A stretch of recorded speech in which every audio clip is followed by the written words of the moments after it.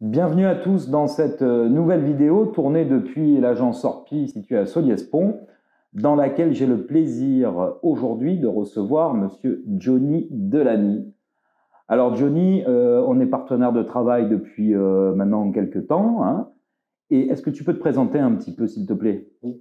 Johnny Delany, société Active Expertise, diagnostiqueur immobilier depuis 3 ans et demi et j'interviens sur le secteur VAR. Donc toi, je te rencontre régulièrement dans mon métier parce que avant de préparer les compromis de vente, on a besoin des diagnostics immobiliers obligatoires. Et aujourd'hui, on va en parler d'un en particulier qui est le diagnostic de performance énergétique, le DPE. À quoi ça sert le DPE? Le DPE sert pour la mise en vente ou la location de tout bien immobilier. C'est le document que vous allez retrouver avec une petite étiquette où est-ce que c'est marqué A, B, C, D, ainsi de suite. C'est la même étiquette que vous retrouvez sur les appareils en électroménager. Donc, avec ce document, l'acheteur va avoir une idée du montant de sa facture d'énergie pour pouvoir se chauffer ou rafraîchir le logement, c'est bien ça? C'est bien ça. En fonction de l'étiquette, en fonction de la lettre, il verra si son logement est économe ou énergivore. Je crois que ce document fait l'objet d'une réforme cette année. Oui, c'est bien cela. Il fait l'objet d'une réforme à partir du 1er juillet 2021. Alors, qu'est-ce qui change avec cette réforme? Le DPE va être opposable. Il sera opposable pour le diagnostiqueur comme pour le propriétaire.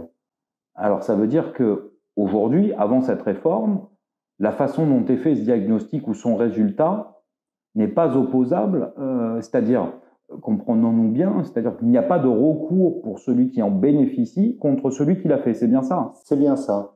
Et donc ça change. Oui, à partir du 1er juillet 2021, ça va changer. Il deviendra opposable et avant, il était nommé à titre indicatif. Ça va donc protéger les acquéreurs, ça. Oui. Est-ce qu'il y a d'autres choses qui changent, peut-être la façon dont on le fait? Oui, alors du coup, maintenant, on va prendre en considération aussi l'éclairage qu'avant, on ne prenait pas en compte. Et on va demander au propriétaire, on va lui fournir un questionnaire qui devra remplir préalablement avant notre visite pour nous informer au niveau de son logement pour les matériaux et la qualité des matériaux de construction. Alors, ça va déjà nécessiter, donc les propriétaires connaissent bien leur logement. Est-ce que tu crois qu'ils sont formés, enfin formés c'est peut-être pas bien le mot, mais est-ce qu'ils ont les compétences pour bien connaître les isolants, les matériaux qu'ils ont dans leur bâtiment? Vous allez pouvoir les aider là-dessus? Vous allez faire une enquête ou ça va vraiment être déclaratif et puis après ils se débrouillent? Non, non, on fera un réel accompagnement au niveau de nos clients, toujours en les suivant, en les aidant, toujours pour rechercher vraiment les matériaux de leur logement, toujours un accompagnement. Ok. Et alors, il y a autre chose, je crois, qui change, hein. C'est le résultat à partir d'un certain niveau de consommation d'énergie, ça va impliquer une autre conséquence. Oui. Alors, tous les logements qui arriveront avec une lettre F sur l'étiquette économe, ceux-là seront obligés de passer par une audit énergétique à partir de janvier 2022. D'accord. Donc F et plus, attention, ça ne suffit pas pour pouvoir passer sa vente. Cet audit énergétique, donc il est aussi à l'initiative et à la charge du vendeur. C'est ça que prévoit la loi. Oui, c'est bien ça. C'est bien ça. D'accord. L'audit énergétique va pouvoir proposer des améliorations sur le logement et pour ne plus qu'il soit énergivore. Très bien. Ben, ça va faire un petit peu de changement dans la vie des ventes. Il va falloir être assez pédagogue, pardon. Tu t'attends à quelle réaction de la part des propriétaires? Une bonne réaction, qu'on améliore leur logement, qu'on ait vraiment des logements qui seront bien isolés, puis toujours pour la planète, toujours avoir des très bonnes isolations, des logements qui soient beaucoup moins énergivores.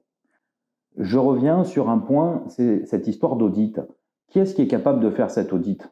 Alors, toute personne qui sera compétente dans ce domaine, moi personnellement, je suis compétent et formé sur les audits énergétiques et je pourrais pratiquer directement les audits énergétiques pour orienter au mieux les propriétaires ou les futurs acquéreurs en fonction de la demande qu'ils auront et pour pouvoir améliorer leur logement pour ne plus que celui-ci soit énergivore et que leur coûte très cher à chauffer.